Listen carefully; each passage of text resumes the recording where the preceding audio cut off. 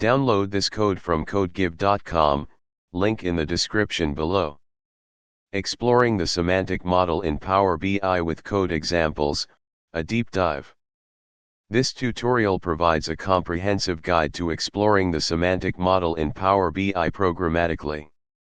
We'll cover what the semantic model is, why you'd want to explore it, and how to do it using various methods with code examples. We'll primarily focus on using the tabular object model, TOM, and the Power BI REST API for programmatic access. 1. Understanding the Power BI semantic model, formerly dataset. Before diving into code, let's define the semantic model, formerly known as a dataset, in Power BI. Think of it as the brain of your Power BI report. It contains tables, organized collections of data, analogous to tables in a database. Each table has columns. Columns, individual data fields within a table, example product name, sales amount, date. Columns have specific data types, text, number, date, etc. Relationships, connections between tables, defining how they relate to each other, example orders table related to customers table through a customer ID. Relationships are crucial for data aggregation and filtering. Measures, DAX, data analysis expressions, formulas that calculate aggregated values based on your data. Examples include total sales, average order value, or year-to-date sales. Measures are the backbone of interactive visualizations. Calculated columns, columns derived from DAX expressions, calculated at the row level in a table. They add contextual information within a table. Roles, row-level security, RLS defines filters applied to data based on user roles, ensuring that different users see only the data they are authorized to access. Perspectives, a customized view of the semantic model, allowing you to tailor the fields and tables that are visible to specific user groups or applications. Refresh history, information on when and how the semantic model was refreshed. 2. Why explore the semantic model programmatically? Accessing the semantic model through code opens up a wealth of possibilities beyond the Power BI desktop interface. Documentation and auditing. Automate the process of documenting the structure and logic of your semantic model. Generate reports detailing tables, columns, measures, and relationships. Data governance. Implement automated checks to ensure data quality and consistency. Verify that naming conventions are followed, data types are correct, and relationships are properly defined. Metadata management. Store and manage the metadata of your semantic models in a centralized repository, facilitating data discovery and understanding.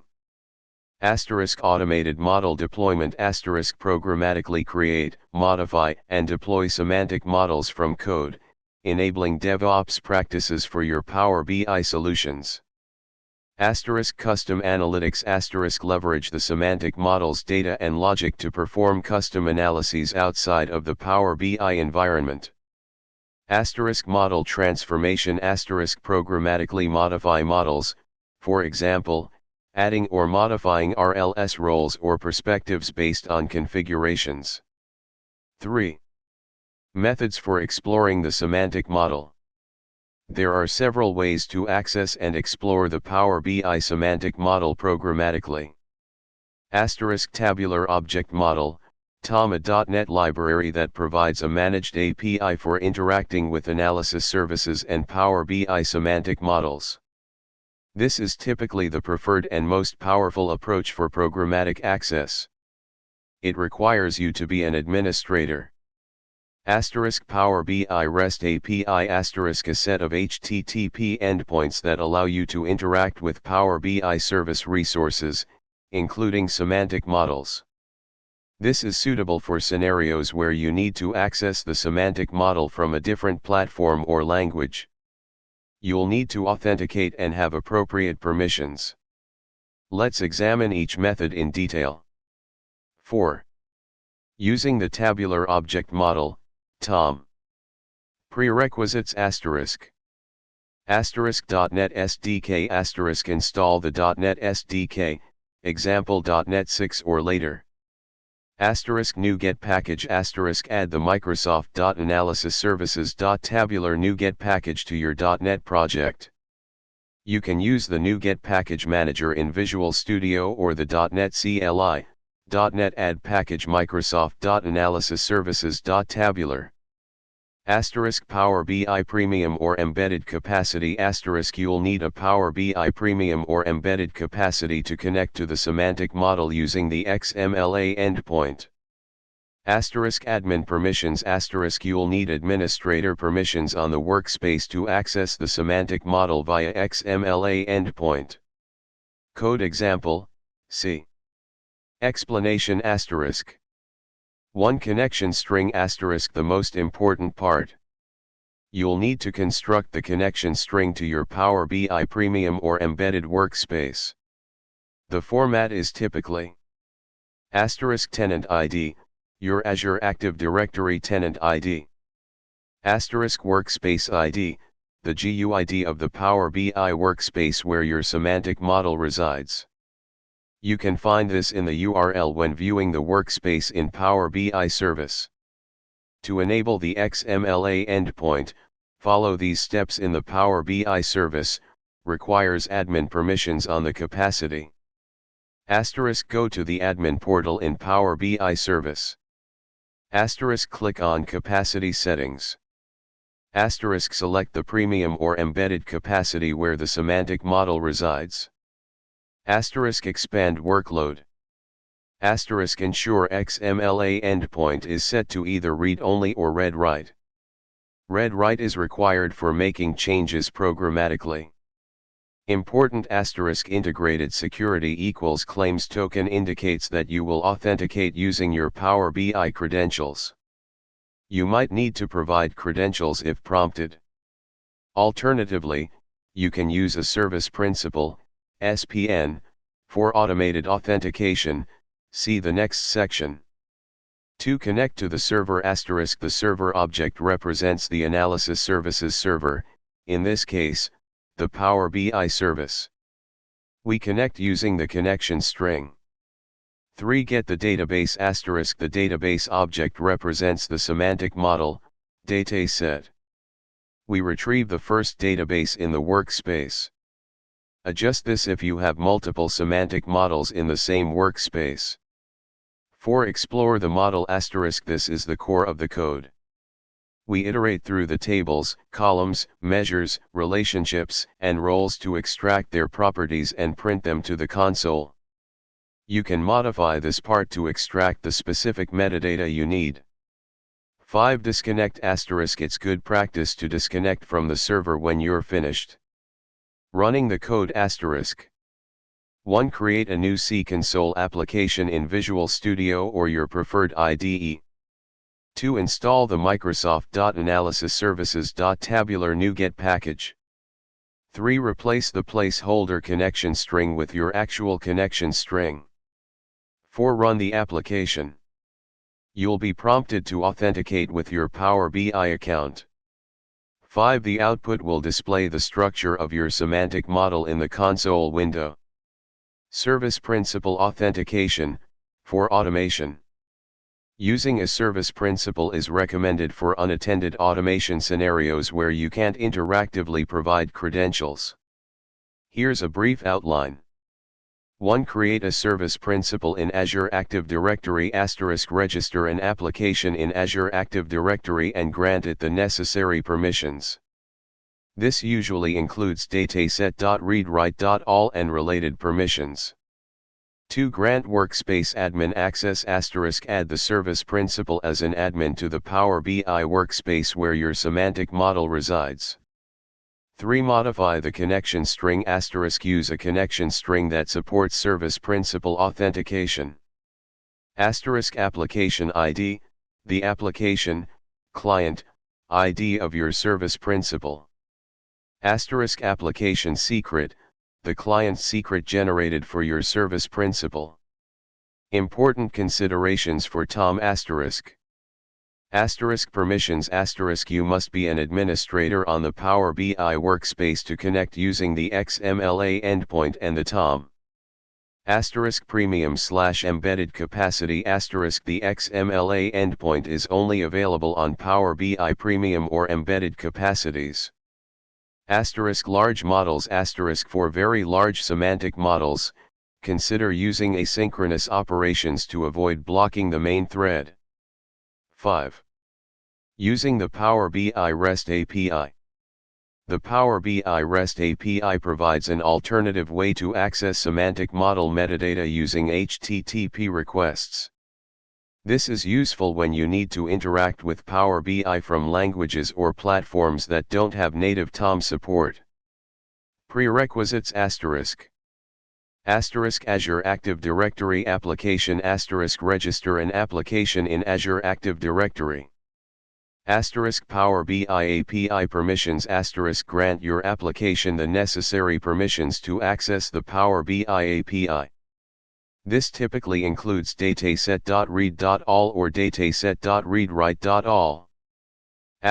Power BI account you'll need a Power BI account to authenticate and access the API. Authentication you'll need to authenticate your application to get an access token. The process involves obtaining an authorization code and then exchanging it for an access token. You can use libraries like Microsoft.Identity.Client, MSAL, to simplify the authentication process. Code example, C, using MSAL. Explanation 1. Azure AD application register an application in Azure Active Directory. Note the application, client, ID and the directory, tenant, ID. You'll need these for the code. Configure the application to request API permissions for Power BI.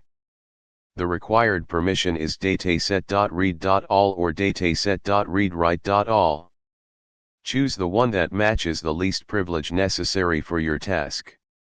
2. MSAL authentication the code uses the Microsoft.Identity.Client, MSAL, library to authenticate with Azure Active Directory. The getAccessToken function prompts the user to log in interactively. This is suitable for development. For production applications, consider using a service principal for unattended authentication. 3. GetAccessToken the getAccessToken function retrieves an access token from Azure AD, which is then used to authorize requests to the Power BI REST API. 4. Power BI API calls the code makes HTTP requests to the Power BI REST API endpoints to retrieve datasets and tables. The getDatasets and getables functions demonstrate how to make these requests. 5. JSON parsing the API responses are in JSON format. The code uses the Newtonsoft.json library, json.net, to parse the JSON responses and extract the relevant data. 6. Data classes the dataset and table classes define the structure of the data that is retrieved from the API. Running the code 1. Create a new C console application in Visual Studio or your preferred IDE. 2. Install the Microsoft.Identity.Client and Newtonsoft.json NuGet packages. 3. Replace the placeholder client ID and tenant ID with your Azure AD application details. 4. Run the application. You'll be prompted to log in with your Power BI account. 5. The output will display a list of datasets and the tables in the first dataset. REST API endpoints Here are some useful Power BI REST API endpoints for exploring the semantic model. Asterisk get https://api.powerbi.com/v1.0/myrg/data zts grave lists all datasets, semantic models, in your organization. Asterisk get https://api.powerbi.com/v1.0/myrg/data zts/left brace data ztid right brace grave accent gets details of a specific dataset.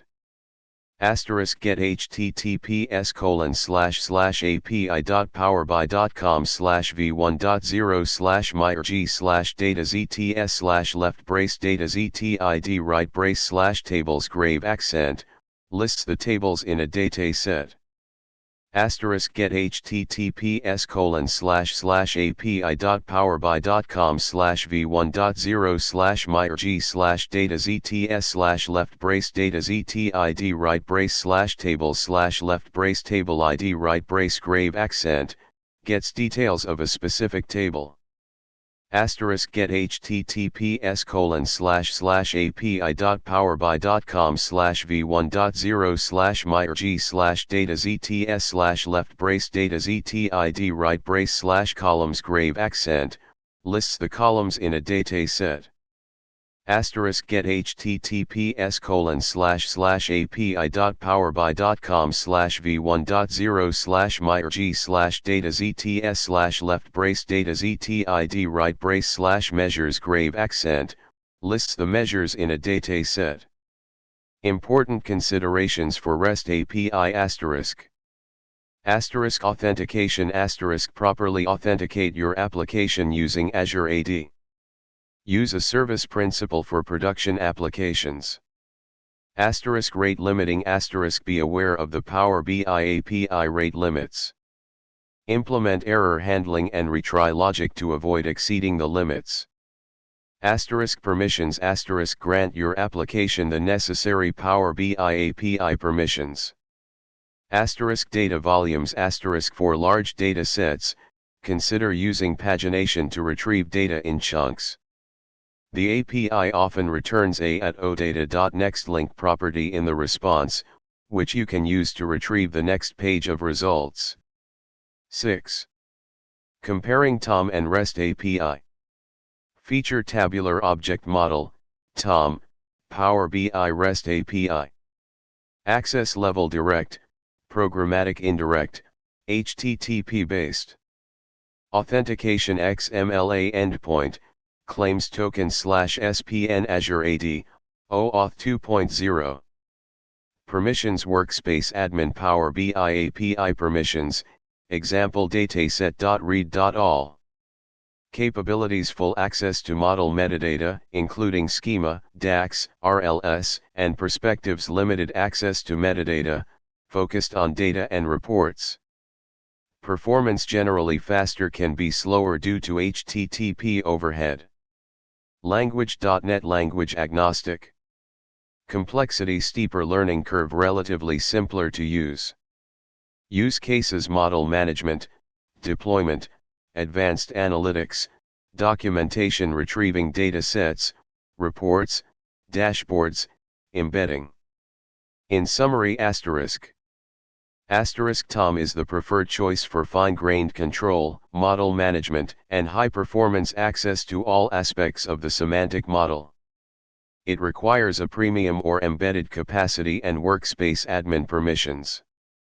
REST API is suitable for simpler scenarios where you need to retrieve basic metadata or interact with Power BI from a non-.NET environment. 7.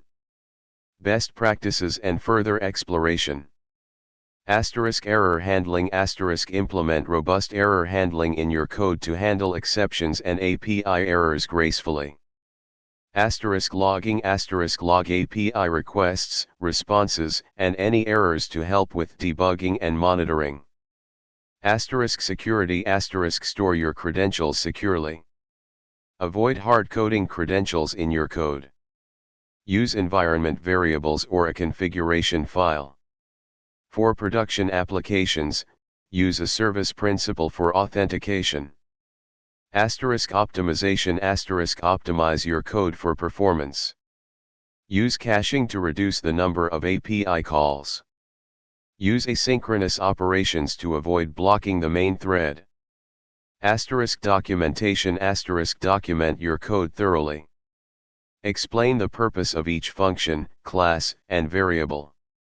Power BI REST API documentation refer to the official Power BI REST API documentation for the latest information on endpoints, parameters, and response formats.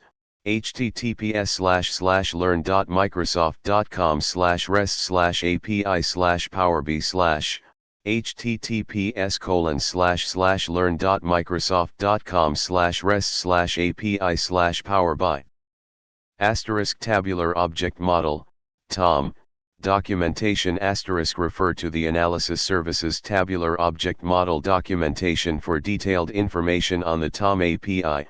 https://learn.microsoft.com/.net/api/microsoft.analysis-services.tabular, https://learn.microsoft.com/.net/api/microsoft.analysis-services.tabular. PowerShell the Microsoft.powerbi.administration PowerShell module also provides a way to interact with Power BI, often leveraging the REST API under the hood. This is a good option for scripting and automation tasks. Explore advanced features. Explore advanced features of the TOM and REST API, such as working with partitions, perspectives, translations, and data sources.